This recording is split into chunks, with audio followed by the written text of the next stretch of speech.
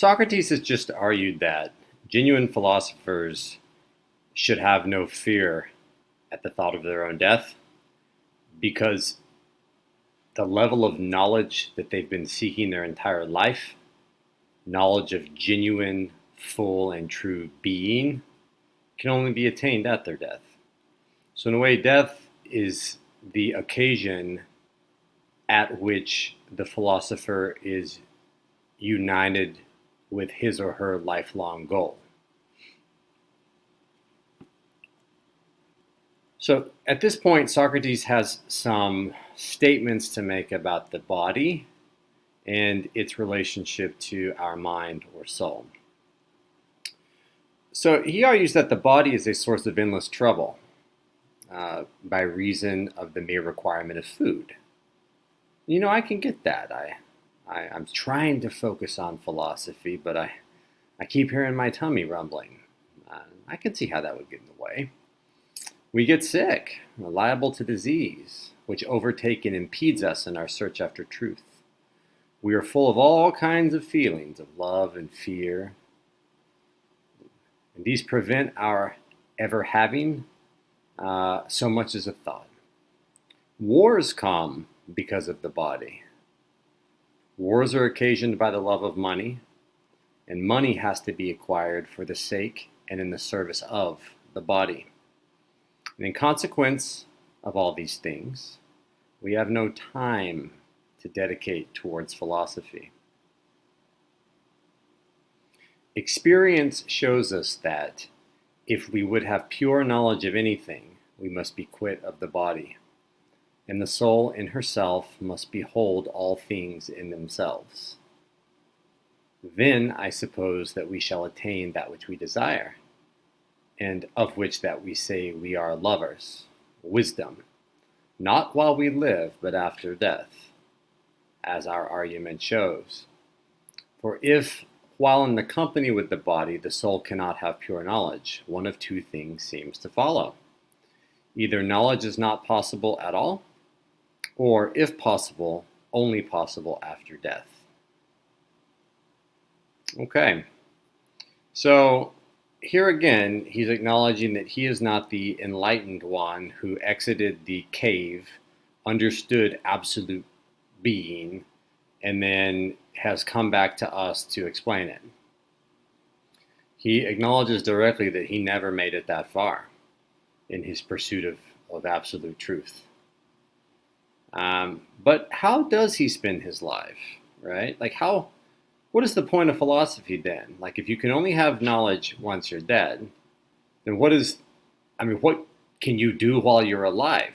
How are we supposed to spend our time? So he says, in this present life, I reckon that we make the nearest approach to knowledge when we have the least possible concern or interest in the body, and are not saturated with bodily nature, but remain pure until the hour when God himself is pleased to release us. So the idea is this: even if perfect knowledge cannot be attained until the soul has left the body, we can glimpse and approach that knowledge while alive only if we practice personal temperance. So if you think back to the structure of the mind or soul from the Republic, where the rational element together with the high spirit were supposed to work to temper the appetitive, and in doing so, that allowed the rational faculty to operate at its fullest potential, with which each of us can approach true truth or being. So I may not have perfect knowledge until I die, but I can get started on having perfect knowledge by practicing personal temperance, by training my mind to not only measure reality by the things I can see and touch, but by trying to use my mind to understand the meaning and truth of things that I cannot see and touch. These are steps we can take while we're alive that, in a way, prepare us for our death, that will make the transition to the next world easier, he will say. So at this point, Sebes, says, okay, Socrates, I agree. All right, I agree. If what you say is true, that we have a soul, and when we die, it's released from the body, and if she is still herself once released from the body, there's good reason to hope that what you say is true, and philosophy is great. But much persuasion and many arguments are required in order to prove that when the man is dead, the soul yet exists and has any force of intelligence. So it's sort of like Siebes is saying, okay, Socrates, you've created this grand picture of things, and you've placed philosophy of central importance in that it orients us towards eternity. But in doing so, you've assumed that each of us has an eternal component, a timeless identity, a genuine self that can somehow transcend the material world and pass on to this higher realm of truth. Now, if that's true, then philosophy is good, and we shouldn't let it die, and we may carry on your legacy well after you are dead. But Socrates, much persuasion and many arguments are required in order to prove that when the person is dead, his soul yet endures. So it seems that we are at a point in the story where Socrates has to somehow prove the immortality of the soul in order to justify philosophy. And if he fails to prove the immortality of the soul, it would seem that philosophy is a monumental waste of time. Okay, so now we will start discussing the 4 arguments that Socrates gave for the immortality of the soul. Okay, so the first argument is commonly known as the argument from opposites. So arguments, they're all going to be the same. The conclusion of all these arguments is the soul can live beyond the body. Now, what changes are the supporting reasons given. His claim is that when all of the supporting reasons are true, then his conclusion that the soul is immortal must also be true. So what we need to do is evaluate each of the supporting reasons to determine whether it's true or false, and if true, and if they're all true, does that mean what he thinks it means, that the soul must live on after the body dies? So, argument 1, premise 1. All things come to be from their opposite states. Okay, so he's laying this down as true. He thinks that we can think about this and realize it's true. So, for example, if something comes to be larger, it must necessarily have been smaller before. It would be impossible to become larger unless something were previously smaller. So it's impossible to heat something up unless that something were previously cooler, right? It's impossible to light up a room if that room is already lighted up. It has to light up out of a previous state of darkness. And if it becomes dark, it does so from a previous state of light. So that opposites are kind of like pendulums, that things swing back and forth between 2 opposing states. Now, if there are these opposing states that emerge from one another, right, there must be 2 processes by which these states are reached. So between small and large, there are the processes of increase and decrease.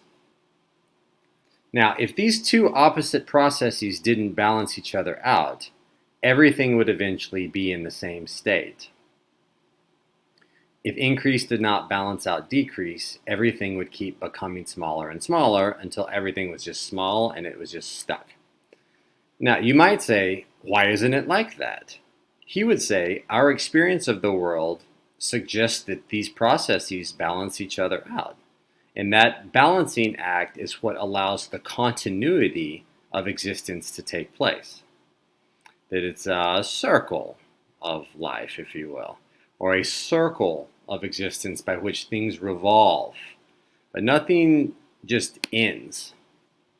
If it did, then everything would have ended. And it's not, because it's a process by which some things go one way and then they go back the other way and so on. So since being alive and being dead are opposite states, dying and coming to life are the two opposite processes between these states. Therefore, coming to life must balance out dying. Therefore, everything that dies must come back to life again. So I think the claim is, if you take premise 1, 2, and 3, and if those are all true, and then premise 4 is true, the argument is that everything that dies must come back to life again. He says that has to be true. So the only way to contradict number 5 is to show that 1, 2, 3, or 4 was false. So this is very similar to arguments from reincarnation, where nothing is really destroyed. Whatever energy that exists in consciousness, it's not destroyed when the body dies. It's just released into the world, and given enough time, that exact same energy may reanimate another living organism. And I think physics, in a way, supports this, right? By saying that energy is not destroyed.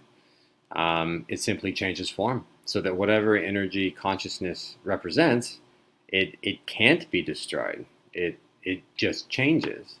And given enough time, that exact same energy will reanimate something else that's living. Okay, the second argument is called recollection. And this is a little trickier, but in a way, this is one of his better arguments because it stood the test of time.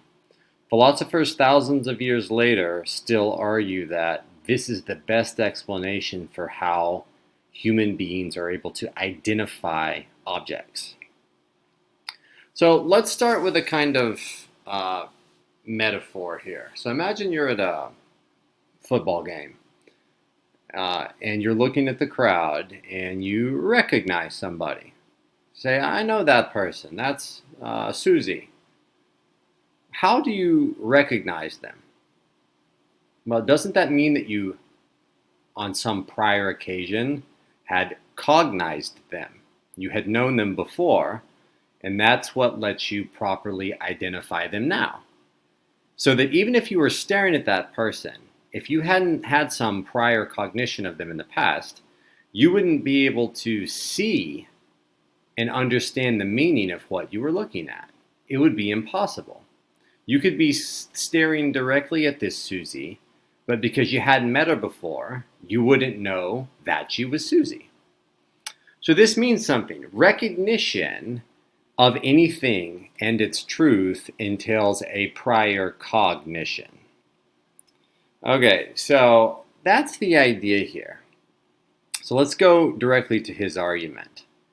He says, for example, with respect to equality, the idea of equality, things in the world which appear to be equal are in fact deficient in the equality they possess. Now, what does that mean? To understand that statement, we have to go back to the Republic, where Plato envisioned a perfect form of equality. Equality itself, right? And in the material world, we never actually experience those perfect things. We experience them imperfectly through their physical manifestations. For example, equal volumes in 2 equal water bottles, or equal magnitudes in 2 equal pieces of paper whose areas are the same, or equal bank accounts that represent people's incomes the same. Okay, so each of these particular examples of equality should never be confused with equality itself.